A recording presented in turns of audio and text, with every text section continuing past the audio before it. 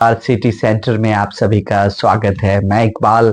जैसा कि आप सबको पता है कि मैं सिटी सेंटर लेके आता हूं, तो उसमें कहीं ना कहीं बहुत कुछ विशेष रहता है। आज मैं बात करूंगा झारखंड इलेक्शन की। झारखंड में आज जैसा कि चुनाव संपन्न हुआ और महाराष्ट्र में भी चुनाव संपन्न हुआ, इंडिया अलायंस और एनडीए अलायंस दोनों मजबूती के साथ, दोनों के बीच कड़ा मुकाबला देखा गया। अब आने वाला वक्त ही बताएगा कि एग्जिट पोल रिजेक्ट पोल में कैसे तब्दील होता है। अभी जो सिचुएशन है, मैं आपको सीधा ले चलता हूँ झारखंड, जहां मैं झारखंड में कई विधानसभा क्षेत्र जैसे रांची के अंदर, रामगढ़ के अंदर, कोडरमा विधानसभा के अंदर, जैसा कि मैं खुद पहुंचा था, आप सबको हमने वहां के रुझान भी दिखाए कि किस तरीके से वहां पे लोगों का रुझान था।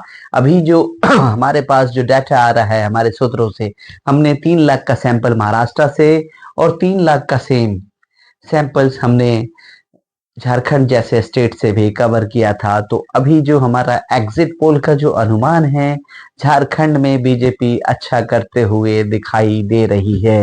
इसके साथ साथ हालांकि महाराष्ट्र जैसे स्टेट में भी बीजेपी, जिसको महायुक्ति कहते हैं, वो भी अच्छा करते हुए बीजेपी वहां भी दिखाई दे रही है।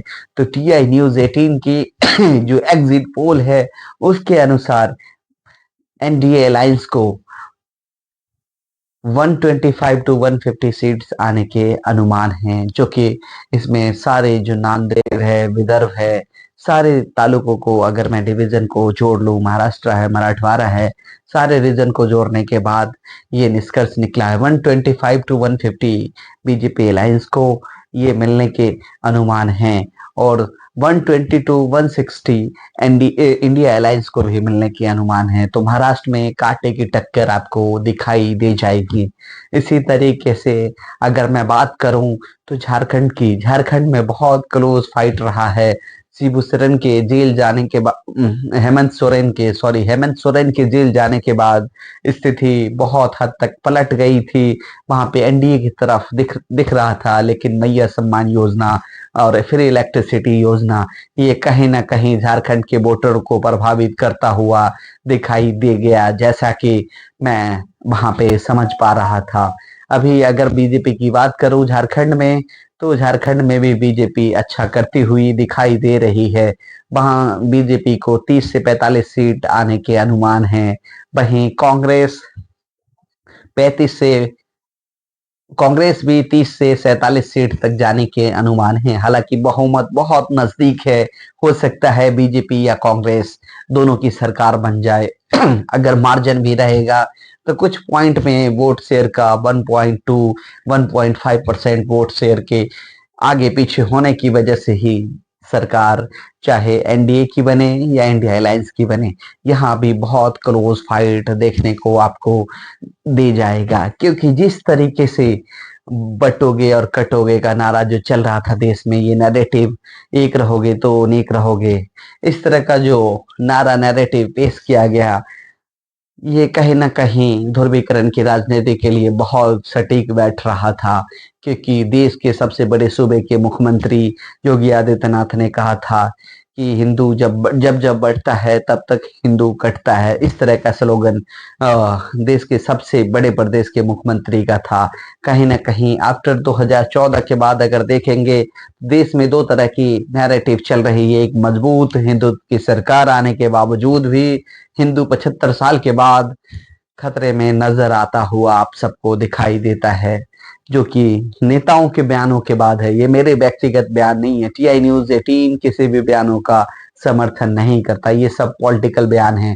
वहीं पे अगर मैं और सारे एग्जिट पोल का विश्लेषण करूं, किसने किसने क्या क्या एग्जिट पोल में अनुमान दिए हैं, पोल ऑफ पोल्स में अगर मैं बात करूं, पोल डायरी में, तो महाराष्ट्र को पोल डायरी ने 122 से 186 एनडीए अलायंस को, और कांग्रेस को 69 टू 121 सीट्स दी है महाराष्ट्र में। पीएमएआरक्यू ने 137 टू 157 एनडीए को दिया है, और कांग्रेस को 126 टू 146 सीट्स दी हैं। पीपल्स पल्सेस ने 175 टू 195 एनडीए अलायंस को, 85 टू 112 का आंकड़ा जो है वो इंडिया अलायंस को दिया है। इसी तरह अगर मैं अगले एग्जिट एक्सिस माई इंडिया की बात करूं तो उसने भी जो आकलन दिया है बहुत चाणक्य ने 152 से 160 का बीजेपी को दिया है और एनडीए अलायंस को, इंडिया अलायंस को 130 से 138 सीट का जो आकलन है वो चाणक्य ने दिया है। इसी तरीके से एक्सिस माई इंडिया, क्योंकि लास्ट के दिनों में जो हम लोगों के एग्जिट पोल थे वो काफी फेल होते हुए आप सभी को दिखाई दिए हैं, ऐसा नहीं है, लेकिन फिर भी जो आकलन है एक्चुअली स्टेट्स बहुत बड़े होते हैं और हम बहुत कम लोगों से मिलते हैं, तो इसमें त्रुटि होने के चांसेस रहते हैं। कोई ऐसा बड़ा ये नहीं है क्योंकि हम बहुत लिमिटेड लोगों से मिलते हैं और उसका आकलन लगाते हैं जो हम लोगों के तरीके हैं, आप सब जानते हैं। क्योंकि ये पोल ऑफ पोल्स में बताना आपको इतने बड़े स्टेट्स का, छोटे स्टेट्स का, वो भी बहुत बड़ा चैलेंजेस होता है, आप सब जानते हैं। जैसे झारखंड में एक्सिस माई इंडिया ने भारतीय जनता पार्टी, जिसको एनडीए अलायंस कहते हैं, उसको ओनली 25 सीट्स दी हैं, लेकिन ऐसा नहीं है क्योंकि एंटी इनकन्वेंसी तो झारखंड के अंदर बनी हुई है सोरेन सरकार को लेकर, क्योंकि सोरेन सरकार के बहुत सारे जो मुख्यमंत्री थे और यहाँ तक कि उनकी फैमिली मेंबर से उनकी भाभी गीता सोरेन भी बीजेपी की तरफ वो चली गई। तो इस तरीके से जो जेएमएम से लोग निकल के गए, तो ये कहीं ना कहीं कांग्रेस को कहीं ना कहीं इंडिया अलायंस को वहां पे झारखंड में डैमेज करता हुआ दिख रहा है। लेकिन मैया सम्मान योजना वो कहीं ना कहीं थोड़ा सा एज देता हुआ आपको नजर आ जाएगा, क्योंकि लड़कियों का जो महिला वोटर्स का मामला है वहां पे बहुत क्लोज दिखता हुआ नजर आता है। अगर आप महाराष्ट्र की बात करें तो महाराष्ट्र में बीजेपी 46% वोट लाने के अनुमान है। 46% बीजेपी और 44% वोट, 43% वोट के आसपास कांग्रेस पार्टी और 1-2% वोट अन्य के खाते में जाने के अनुमान है, जो हमारा एग्जिट पोल कहता है। लेकिन ये एग्जिट पोल है, एग्जैक्ट पोल नहीं है व्यूअर्स। और इसके बाद अगर देश दुनिया में हम चलेंगे तो दुनिया में जिस तरीके से अमेरिका ने एक लॉन्ग डिस्टेंस की जो मिसाइलें यूक्रेन को प्रोवाइड कराई हैं और जिससे यूक्रेन ने रसिया के ऊपर अटैक किया है, इसके बाद दुनिया में हलचल बढ़ती हुई नजर आ रही है। दुनिया तीसरे विश्व युद्ध की तरफ दिखाई देता हुआ नजर आ रहा है, क्योंकि रूस का सीधा कहना है कि किसी भी न्यूक्लियर वेपन्स कंट्री ने अगर हमारी किसी ने अगर यूक्रेन की मदद करी और बैलिस्टिक मिसाइलें दी हैं जिससे रूस के ऊपर हमला हुआ है, तो हम इसको एक ज्वाइंट ऑपरेशन हमला मानेंगे और उसको हम न्यूक्लियर वेपन से तबाह करने की कोशिश करेंगे।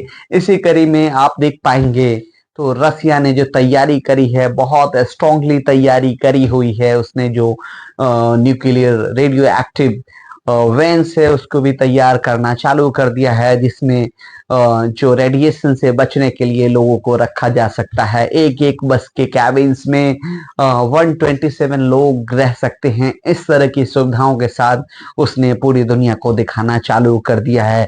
ऐसा लग रहा है कहीं ना कहीं दुनिया तीसरे न्यूक्लियर एटम वेपन्स की वार में झुलसता हुआ नजर आ रहा है, क्योंकि आप देखेंगे गल्फ जो अरब है, अरब किस तरीके से युद्ध के मुहाने पे खड़ा है, वो आप सबसे छुपा नहीं है कि इजराइल कई मोर्चों पे हर एक देश से लड़ाई करके अरब के अंदर अशांति फैला रखा है, जिस तरीके से आप देख पा रहे होंगे। इसके अलावा दुनिया में जिस तरीके से रसिया और यूक्रेन का वार चलता जा रहा है, ये दुनिया कहीं ना कहीं थर्ड वर्ल्ड वार की तरफ जाता हुआ दिखाई दे रहा है। अमेरिकन प्रेसिडेंट जो बाइडेन का जो कार्यकाल खत्म हो रहा है, इसी कार्यकाल के खत्म की कड़ी में जो बाइडेन कहीं ना कहीं चीजों को आगे ले जाने की कोशिश में वो लगे हुए हैं, आपको दिखाई दे जाएगा। तो इस तरीके से जो युद्ध का मैदान दायरा वो पूरी दुनिया की तरफ मंडराता हुआ दिखाई दे जाएगा, क्योंकि वहीं एक और खबर निकल के आ रही है कि ब्रिटेन की भी कुछ मिसाइलें रसिया के ऊपर यूज की गई है, जिससे रसिया के विदेश मंत्री बहुत भड़के हुए हैं। उन्होंने एकदम सीधा बयान दे दिया कि जिस तरीके से अगर यूरोपियन कंट्री अटैक कर रही है, उसके मिसाइल से अटैक किया जा रहा है, हम बर्दाश्त नहीं करेंगे। अगर हम न्यूक्लियर एटम की अगर बरसात करेंगे तो हम उस कंट्री को सबसे पहले टारगेट करेंगे जिस कंट्री ने हमें चोट पहुंचाने के लिए अपने वेपन्स और मिसाइलें दी हैं, हम उसे पहले न्यूक्लियर एटम से अटैक करेंगे। आज के लिए सिटी सेंटर में ही इतना। हमें इजाजत दे। नमस्कार। Good night.